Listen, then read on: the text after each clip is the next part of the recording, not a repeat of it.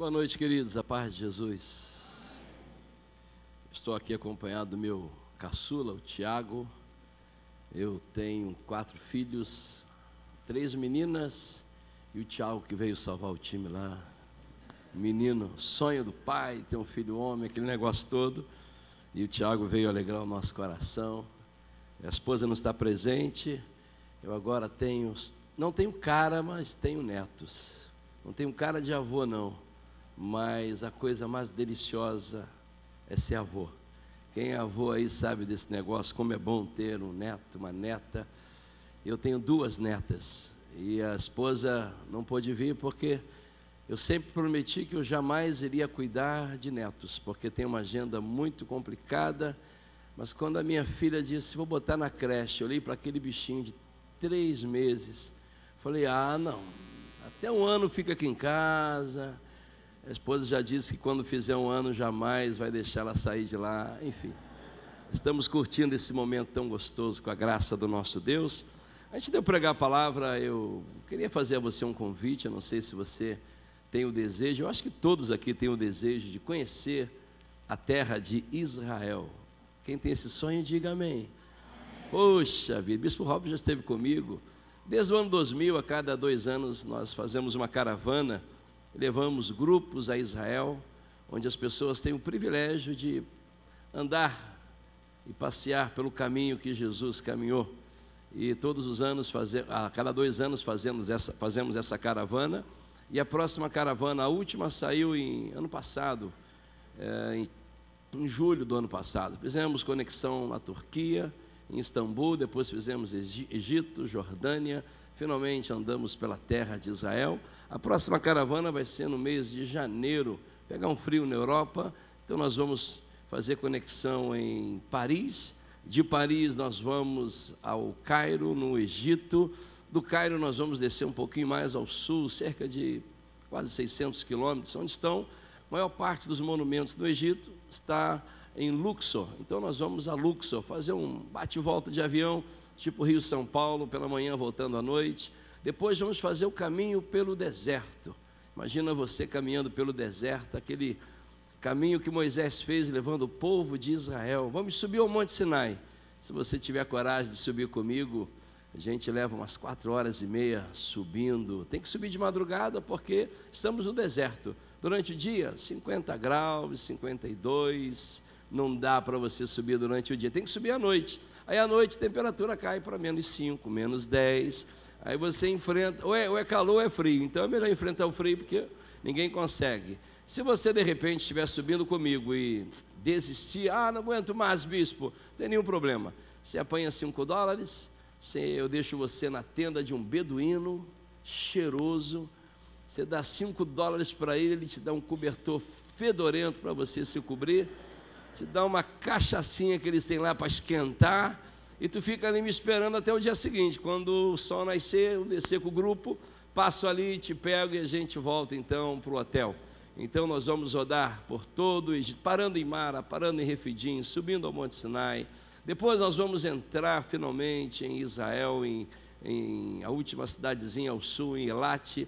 E vamos do sul, Eilat, até ao norte de Israel, a região da Galileia. Vamos chegar lá nas colinas de Golã. Vou lhe mostrar onde nasce o Rio Jordão, no pé do Monte Hermon. Enfim, uma viagem fantástica, 15 dias. Se você tem o desejo, eu vou deixar alguns prospectos aí na igreja, de repente você tem o desejo. Eu tenho aqui todo o roteiro que vai ser feito.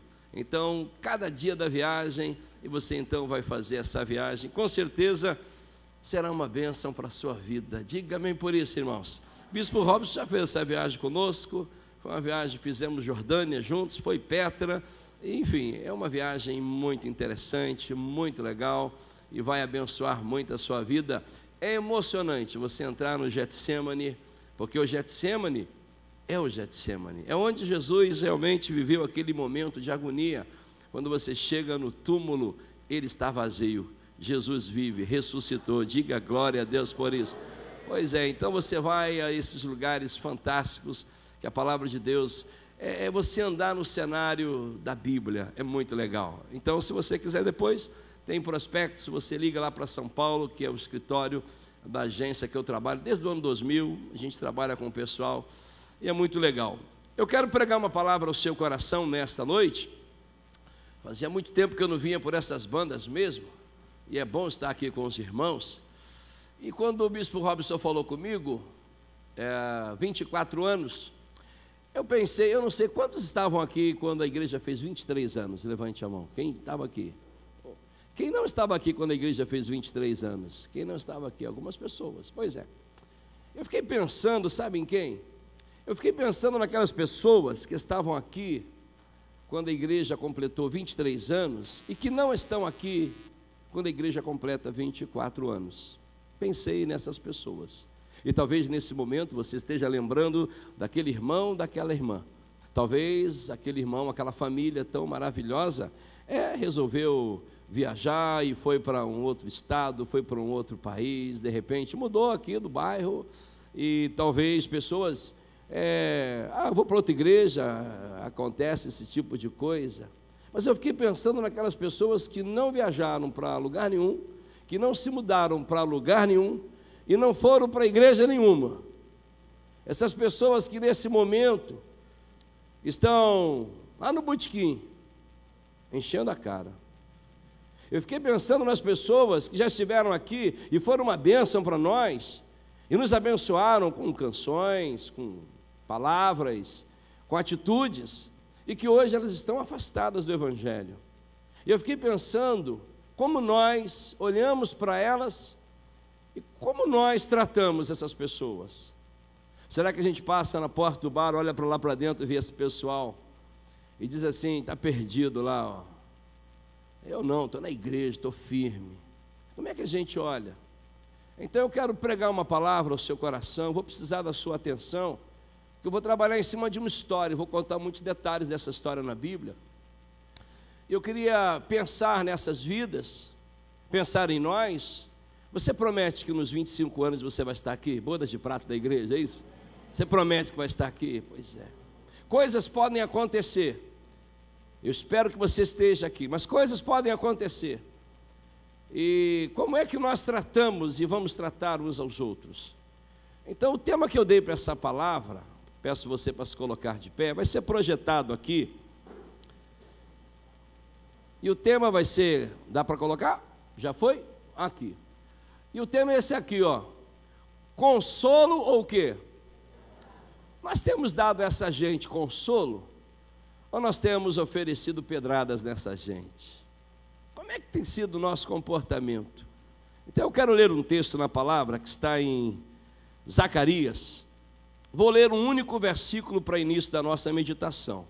Mas ao longo da mensagem eu vou voltar à Bíblia e ler vários textos na palavra do Senhor nosso Deus, para entender uma história e a gente então acompanhar. Abra a sua Bíblia em Zacarias. Você, abrindo a sua Bíblia lá em Malaquias, você volta um livro e você encontra Zacarias, capítulo de número 13. O versículo que eu quero ler é o versículo de número 6. Vai ser projetado aqui esse texto e vamos ouvir a voz, não do homem, mas a voz do Espírito Santo nesta noite. Diz assim a palavra do Senhor nosso Deus, Zacarias 13, 6. Se alguém lhe disser, que feridas são essas nas tuas mãos? Responderá ele, são as feridas com que fui ferido, onde mesmo? Vamos ler todos juntos, numa só voz, esse versículo mais uma vez? Se alguém lhe disser, que feridas são essas nas suas mãos?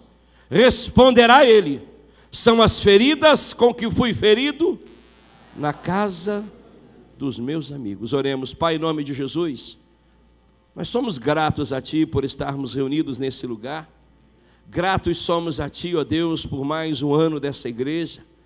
Somos gratos por tantos milagres que o Senhor tem realizado nesse lugar, ó Deus, e a partir desse lugar, nós somos gratos ao Senhor pela revelação da palavra e queremos pedir que o Teu Espírito Santo nessa hora fale profundamente aos nossos corações, que nós sejamos vencidos pela Tua palavra. E uma vez vencidos pela palavra, seremos vencedores. Então nós queremos abrir os nossos ouvidos e nós queremos abrir o nosso coração para receber aquilo que o Senhor deseja entregar a cada um de nós. E que o teu nome, somente o teu nome, seja glorificado. E oramos em nome de Jesus e que toda a igreja diga amém. Podemos nos assentar, queridos.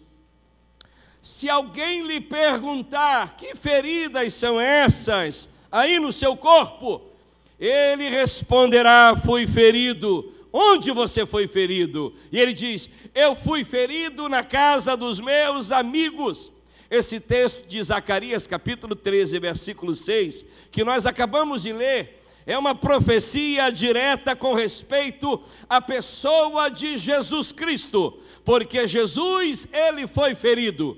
Foi ferido onde? Jesus foi ferido na casa dos seus amigos. Jesus foi ferido na casa dos seus irmãos. Lá em João capítulo 1, versículo 11, a Bíblia diz: veio para o que era seu, mas os seus não receberam. É o que diz a palavra do Senhor. Jesus, ele veio para os seus amigos, ele veio para os seus irmãos, ele veio para os judeus, e a Bíblia diz que eles não o receberam. Então ele foi ferido na casa dos seus amigos, ele foi ferido na casa dos seus irmãos.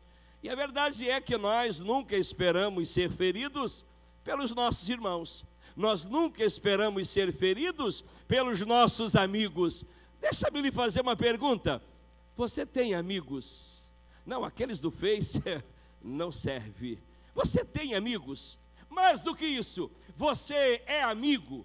Porque às vezes nós queremos ter amigos, mas nós não somos amigos.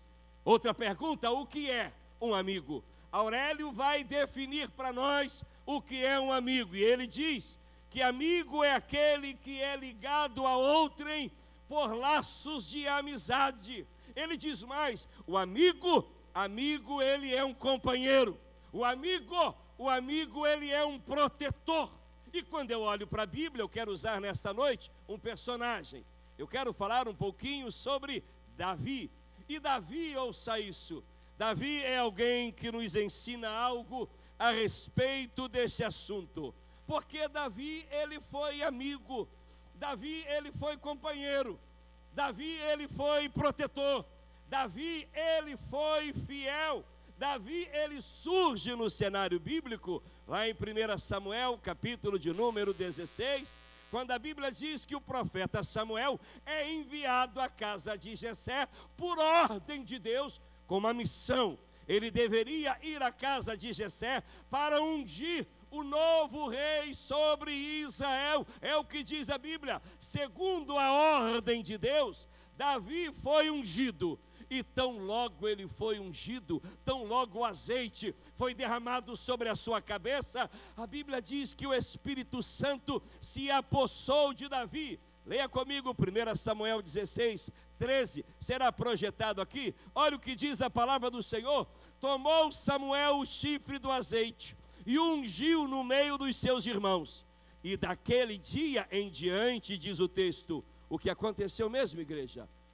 O que aconteceu, igreja? O Espírito do Senhor se apossou de Davi. Então Samuel se levantou e foi para Ramá, é o que diz a palavra do Senhor. Então a Bíblia diz que Davi foi ungido pelo Samuel. Você conhece essa história? Quando Samuel olhou para Eliabe e disse: eu estou diante do novo rei de Israel. E ele precisou ser exortado por Deus, dizendo a Samuel: você não entende as coisas, você vê a aparência, eu enxergo o que mesmo? O coração, disse Deus. Nenhum desses aí na sua frente é o rei de Israel. E então a Bíblia diz que Jessé mandou trazer o menino pastor de ovelhas, e Samuel então derramou azeite sobre a sua cabeça, e o Espírito Santo de Deus tomou o jovenzinho Davi. No capítulo 17 de 1 Samuel, nós vamos encontrar Davi lutando contra um filisteu chamado Golias, o gigante que caiu diante daquele menino. No capítulo 18, a Bíblia Sagrada nos fala sobre a amizade de Davi com o filho de Saul chamado Jonatas. Davi, ouça isso, Davi é fiel a Israel. Davi, ele é fiel ao seu rei, ele é fiel ao rei Saul. Só que a história sagrada diz que o ciúme dominou o coração de Saul, e Saul olhou para Davi e disse: o que falta a esse moço se não se assentar no meu trono? E a Bíblia diz então que Davi fora eleito inimigo por Saul, e a partir de então Saul começa a perseguir a Davi. Qual é a intenção de Saul? É matar Davi. Ele odeia Davi, ele tem ciúmes de Davi, e ele deseja o fim de Davi. Então agora o jovem Davi, ele precisa fugir, porque o rei louco deseja matá-lo. Davi passa a viver no deserto. Davi passa a se esconder em cavernas.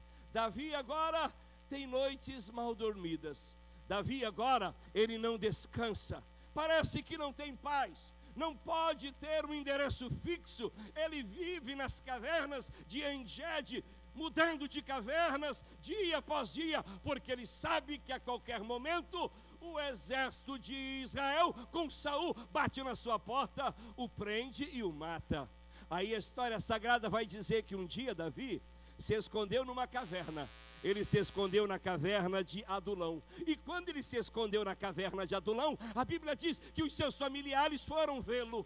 E não só os familiares de Davi, mas a Bíblia diz também que 400 homens decidiram se unir a Davi. E eu quero ler com você, e você deve prestar muita atenção. Eu quero ler com você sobre a condição desses homens que se uniram a Davi. 1 Samuel capítulo 22, versículos 1 e 2, será projetado aqui. Leia comigo por gentileza, olha o que diz. Davi retirou-se dali e se refugiou onde mesmo? Caverna de Adulão. Quando ouviram isso, seus irmãos e toda a casa de seu pai desceram ali para ter com ele. Ajuntaram-se a ele, atenção, hein?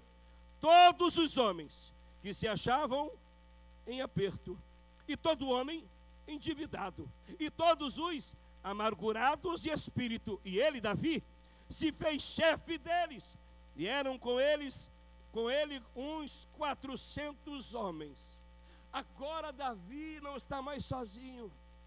Agora Davi tem um pequeno exército de 400 homens. Quem são esses homens? Esses homens, você leu comigo aqui o texto sagrado. Esses homens são homens desacreditados. Esses homens são homens que vivem à margem da sociedade. Esses homens que se uniram a Davi são homens sem esperança. E Davi se torna o líder desses homens. O que faz Davi? Ele está no deserto. Ele treina esses homens. Ele prepara esses homens. Davi, ele investe nesses homens.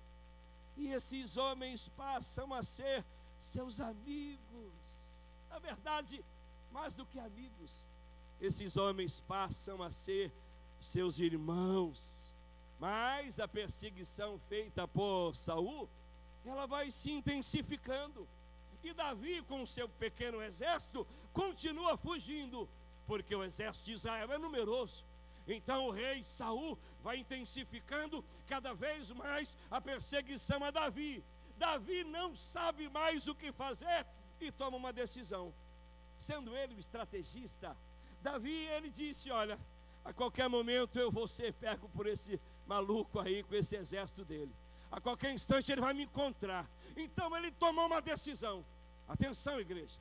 Ele decidiu pedir exílio político ao rei Aques, rei de Gate, rei dos filisteus. Leia comigo essa história. Em 1 Samuel capítulo 27, será projetado aqui o texto para você acompanhar. E ouça com atenção a história bíblica, vai lendo comigo, para você compreender com clareza e ouvir a voz do Espírito Santo nessa noite. Olha o que diz a Bíblia Sagrada. Disse, porém, Davi consigo mesmo: pode ser que algum dia venha eu a perecer nas mãos de Saul. Nada há, pois, melhor para mim do que fugir. Para onde, igreja?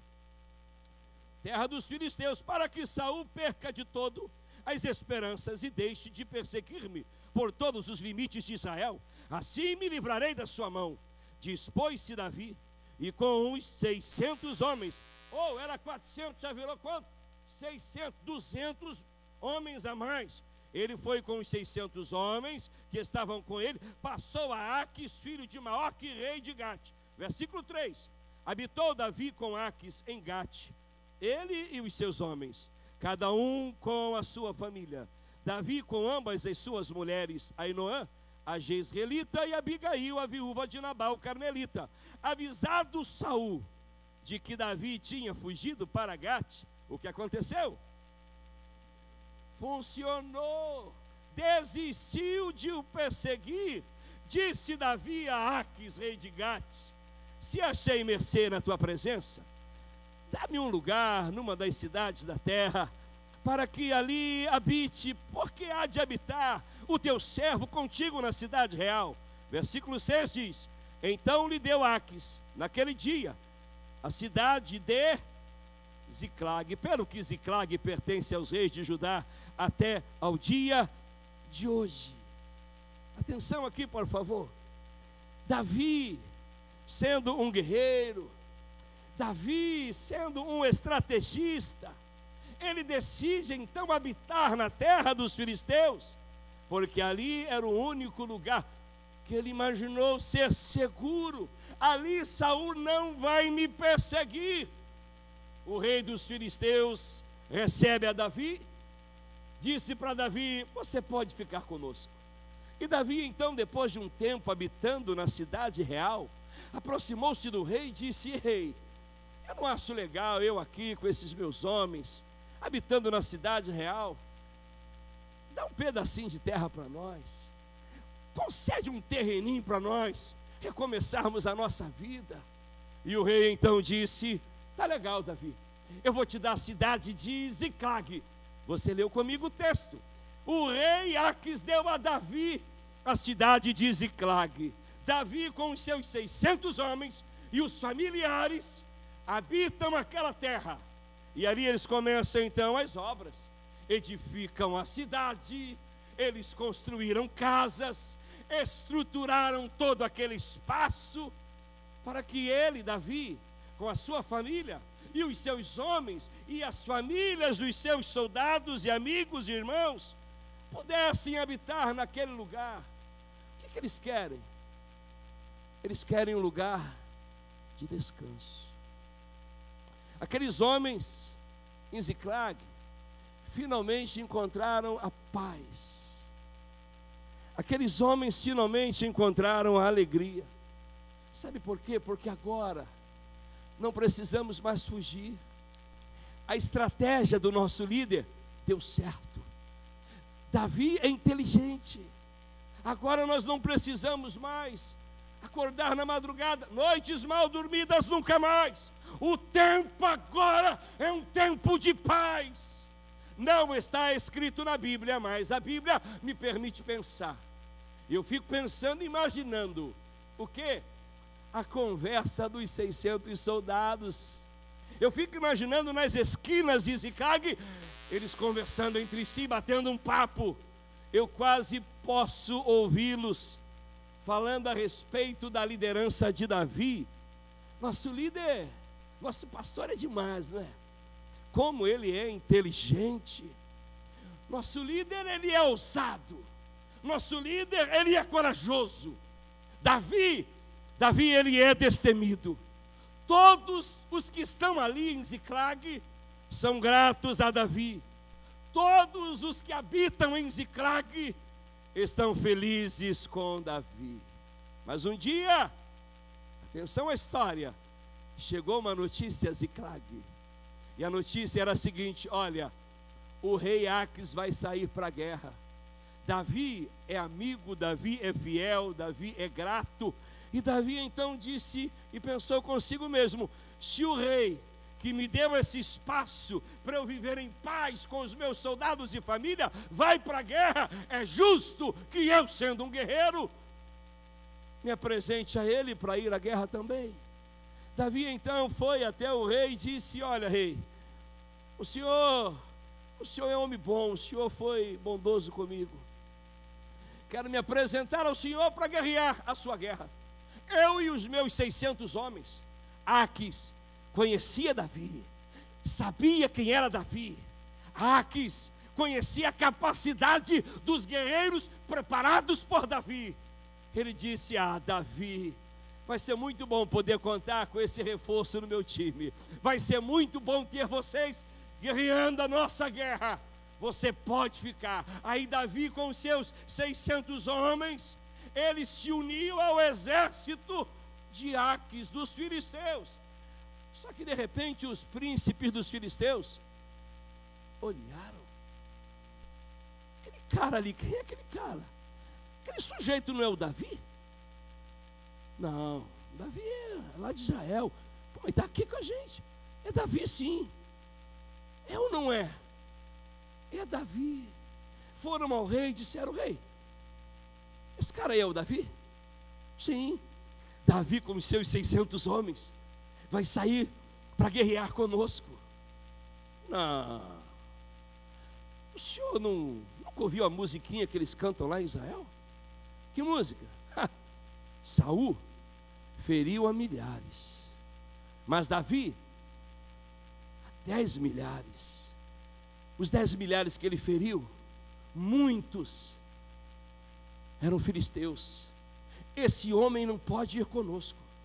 Esse homem não pode ir a peleja conosco. Se ele for, nós não vamos. Aquis ficou um pouco sem graça. E agora, o que eu faço? Ele chama Davi num canto e diz: Davi, o que está acontecendo é isso. Os meus príncipes não querem você conosco. Eu te agradeço pela sua disposição. Te agradeço, mas você pode se retirar. Tudo bem. Se vocês não querem, eu volto para minha casa. Davi morava onde mesmo? Ziclag. Vamos embora, gente. Vamos voltar para o nosso paraíso. Eles não querem que a gente vá com eles? Tudo bem, vamos voltar para casa. Estou louco para ver os meus filhos. Estou louco para brincar com as crianças. Montaram nos animais e voltaram para Ziclag. A caminho de Ziclag, observaram a certa distância, viram uma coluna de fumaça. O que é aquilo? O que está acontecendo? Veja o que aconteceu. 1 Samuel 30. Leia comigo, por gentileza, 6 versículos, para você compreender essa palavra. Sucedeu, pois, que chegando Davi e os seus homens ao terceiro dia, a Ziclag, já os amalequitas tinham dado com ímpeto contra o sul e Ziclag. E a Ziclag, ferido e o que mais? Queimado. Tinham levado cativas as mulheres que lá se achavam. Porém a ninguém mataram, nem pequenos nem grandes, tão somente os levaram consigo e foram o seu caminho. Davi e os seus homens vieram à cidade. Como é que ela estava, irmãos? Queimada, e suas mulheres, filhos e filhas levados cativos. Então Davi e o povo que se achava com ele ergueram a voz, fizeram o quê? Até não terem mais forças para chorar. Também as 2 mulheres de Davi foram levadas cativas, Ainoã, a Jezreelita, e Abigail, a viúva de Nabal, carmelita. Davi muito se angustiou, pois o povo falava de apedrejá-lo, porque todos estavam em amargura, cada um por causa dos seus filhos e de suas filhas. Porém Davi se reanimou em quem mesmo? Olha o que a Bíblia está dizendo para nós. A cidade de Ziclag, que havia custado tempo, esforço e dedicação, estava como? Totalmente destruída, queimada. Quando eles chegam na cidade dele, ele olhou e disse: eu não acredito. A Bíblia fala de um desespero. O desespero foi total. Um monte de marmanjos, 600 homens valentes que matavam gente, começaram a chorar. Você consegue imaginar? Todo mundo chorando. Detalhe no texto: choraram até não terem mais força. Você já chorou até não ter mais força para chorar? Você chora e você chora. Parece que o diafragma começa a comprimir, a doer, e você sente uma dor no abdômen. Chora até não ter mais força para chorar. Pois é, a cidade está destruída. A vida deu errado. Às vezes a vida dá errado. E normalmente quando a vida dá errado, Quando a tragédia nos alcança, nós queremos encontrar, sabe o quê? Um culpado. Queremos encontrar um culpado. Quando a vida dá errado, quando vem uma tragédia, por exemplo, 2019 começou cheio de tragédias, não é verdade? A gente foi surpreendido com Brumadinho, as barragens que se romperam. Dias depois, aqui não sei, mas lá no Rio de Janeiro, onde eu moro no Recreio dos Bandeirantes, Barra da Tijuca, aquilo foi inundado por água, choveu naquela quarta-feira, troço horrível. Lá em Pedras de Guaratiba, barrancos deslizaram, mataram famílias inteiras. O Hotel Sheraton de luxo lá invadiu água, um monte de gente morreu naquela enchente. Meu Deus, não é possível, Brumadinho, lama, agora água. Aí passou, isso foi numa quarta, na sexta-feira a gente amanheceu com a notícia, CT do Flamengo pegou fogo, um monte de crianças vieram a óbito. Aí na segunda-feira depois o helicóptero do Boixá caiu e o Boixá morreu. Semana passada a gente viveu uma tragédia terrível lá em Suzano, não é isso? Só tragédia. Quando acontecem as tragédias, o mundo pergunta assim: onde está Deus? Você ouviu isso? Você que é crente, onde está Deus? Onde está Deus? Deus está no seu trono, reinando e governando. Ele é o soberano. Deus continua reinando. Deus é soberano. Mas e as tragédias? Onde está Deus? Onde está Deus? Por favor, será que não foi a ambição que fez com que as barragens se rompessem? Porque agora nós estamos ouvindo aí a respeito das investigações e vários engenheiros estão dizendo, se defendendo: nós avisamos e nós avisamos. Aí quando acontece, a gente pergunta: onde está Deus?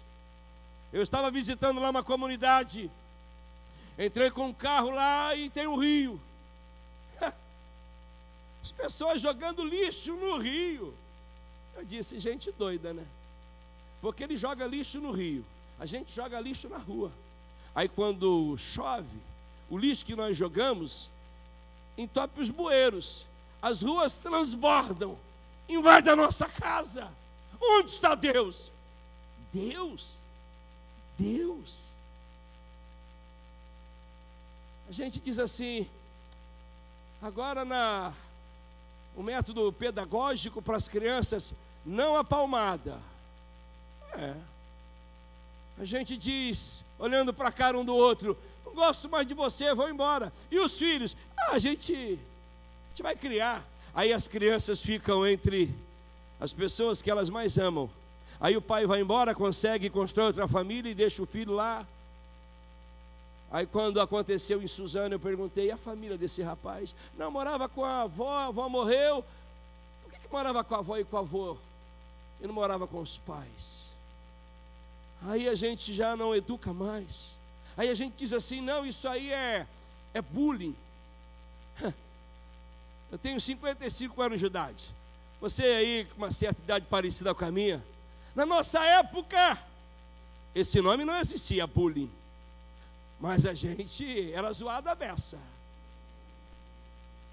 Não é verdade? Ô quatro olho, ô tizio, ô gordinho, ô isso, ô aquilo. E nós nunca saímos por aí para matar ninguém, porque alguém zoou da gente, não é verdade? Aí a gente quer arrumar desculpa para tudo e perguntamos: onde está Deus? Deus. Nós expulsamos Deus da nossa vida. Nós expulsamos Deus da sociedade, da nossa casa. Nós expulsamos Deus da nossa existência e depois ficamos perguntando: onde está Deus? Mas deixa eu voltar para a história, para chegar no final e você compreender com clareza e sentir no coração aquilo que o Espírito Santo deseja falar com você. Porque em Ziclag, todos estão chorando e desesperados. Todos querem encontrar um culpado. E quem é o culpado? Quem? Davi. Isso mesmo, Davi é o culpado. Por quê? Pois é, Davi, você é o pastor dessa congregação. Uma congregação com mais ou menos 1.500 pessoas. Ele é o pastor dessa gente. Ô Davi, você é o general desses 600 homens.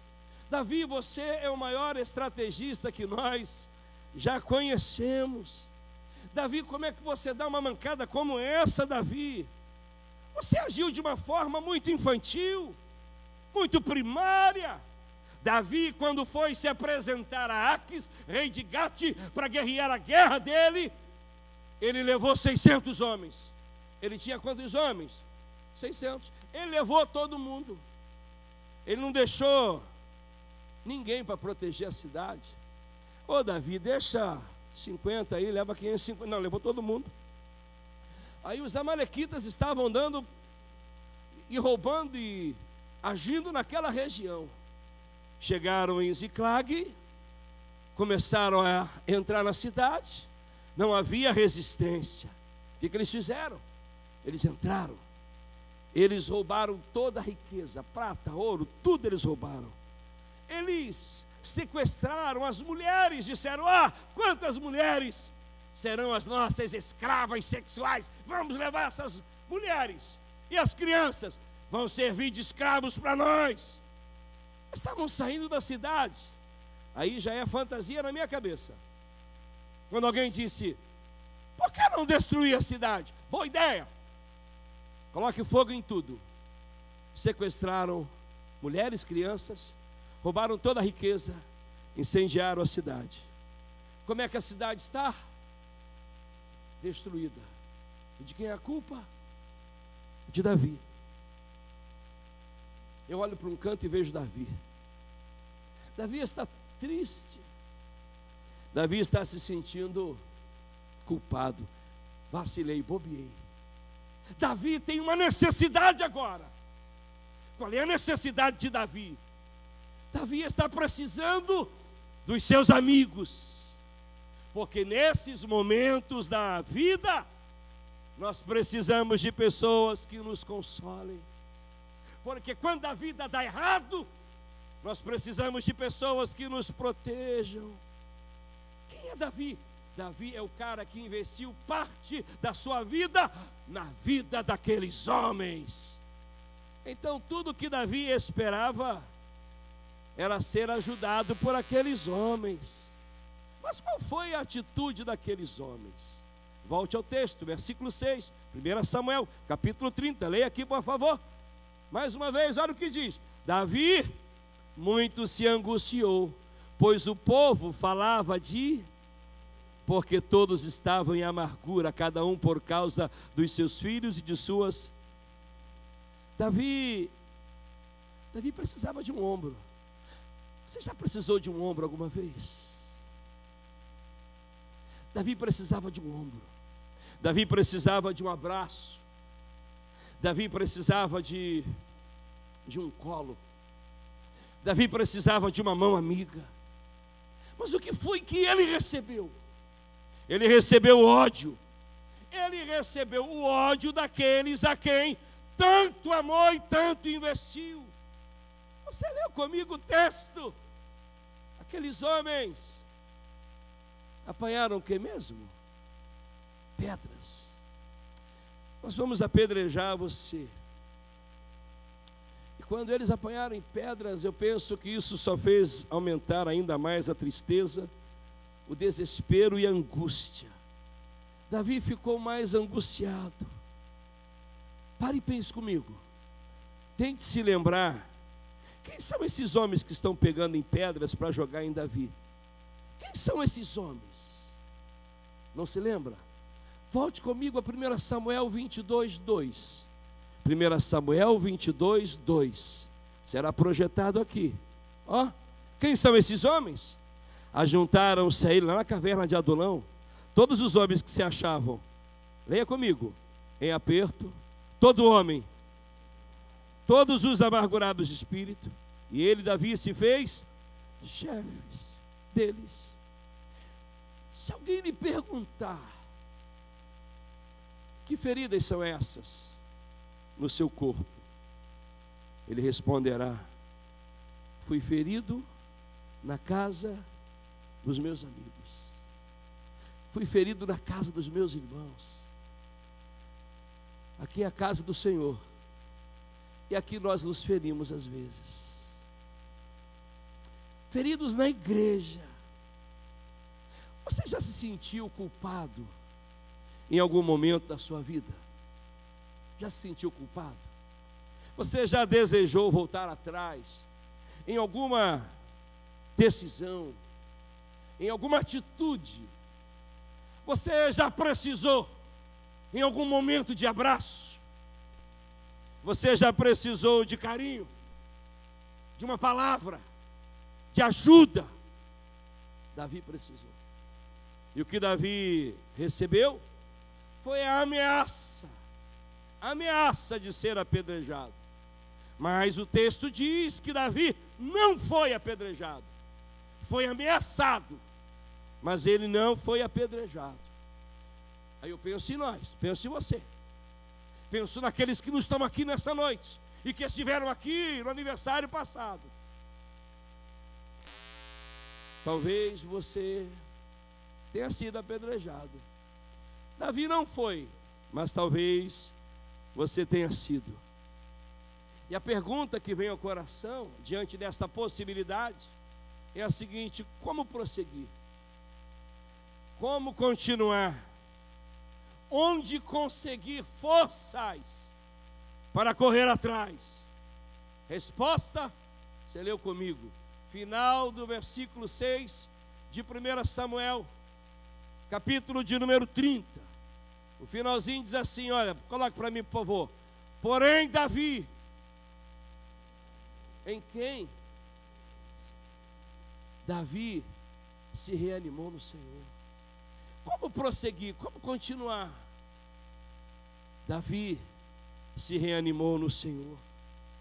Eu vim aqui lhe dizer nessa noite que nós precisamos buscar ao Senhor, porque é o dono dessa igreja, o Senhor dessa igreja, o Senhor das nossas vidas, é Ele que nos anima, é Ele que nos fortalece, é Ele que nos dá condições de prosseguir, de continuar.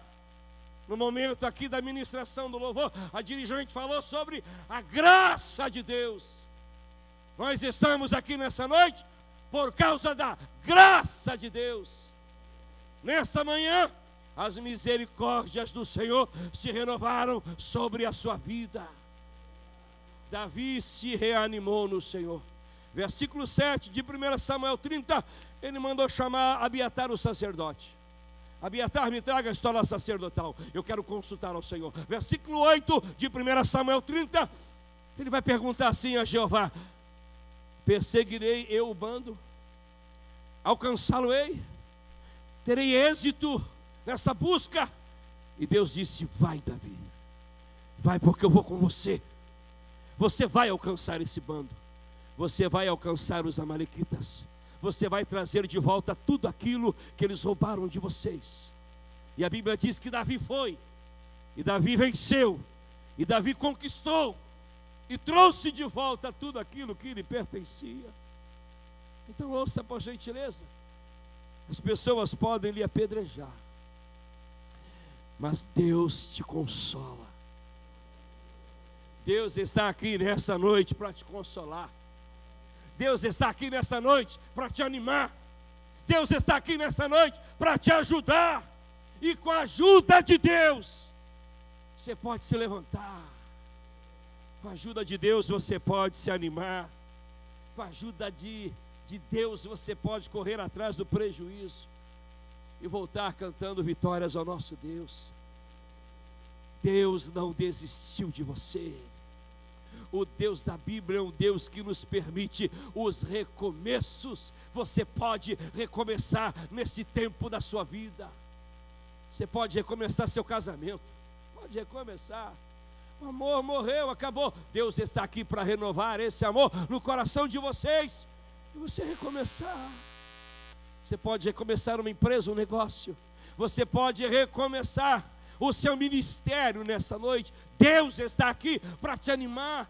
Deus é uma fonte inesgotável de ânimo. O homem não pode, mas Deus pode. O homem não consegue, mas Deus consegue. O Senhor é aquele que estende as mãos para nós, nos põe de pé. O Senhor é aquele que olha para nós com um olhar cheio de graça e bondade. Os olhos do Eterno estão sobre as nossas vidas. Eu não conheço a canção, não vou saber reproduzir tudo o que diz a canção que foi cantada. Você é filho, mais ou menos isso dizia a canção. Você é filho de Deus. Você é o que Deus diz que você é, não o que as pessoas dizem que você é. Você é o que Deus diz. E Deus diz o quê? Tu és como a menina dos meus olhos. Tu és propriedade exclusiva minha, diz o Senhor. Eu pertenço a Deus, eu tenho um dono. Você tem um dono. Levante a sua cabeça. O teu dono diz para você: eu sou o teu pastor. E porque eu sou o teu pastor, nada te faltará. Ele nos faz repousar em pastos verdes. Ele nos leva para junto das águas de descanso. Ele traz refrigério à nossa alma. É isso que ele faz. No versículo 4, Davi, ele vai dizer assim: olha, ainda que eu ande, não estou andando, hein?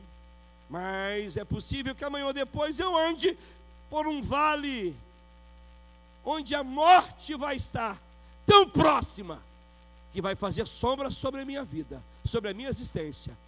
Ainda que eu ande pelo vale da sombra da morte, decidi, não vou temer mal nenhum, porque eu sou estadista, rei de Israel, sou guerreiro, vencedor do gigante Golias. Ele não disse isso. Não temerei mal nenhum, porque Deus está comigo. Não temerei mal nenhum, porque o Senhor está ao meu lado. É Ele quem prepara uma mesa na presença daqueles que não vão com a tua cara. Ele prepara uma mesa abundante.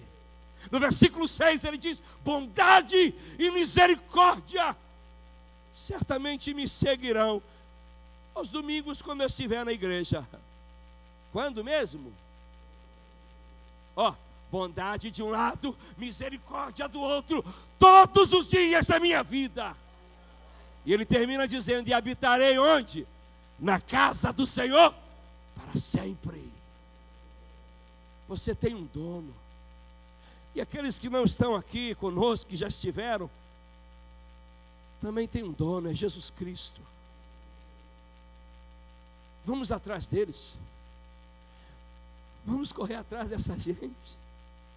Console essa gente.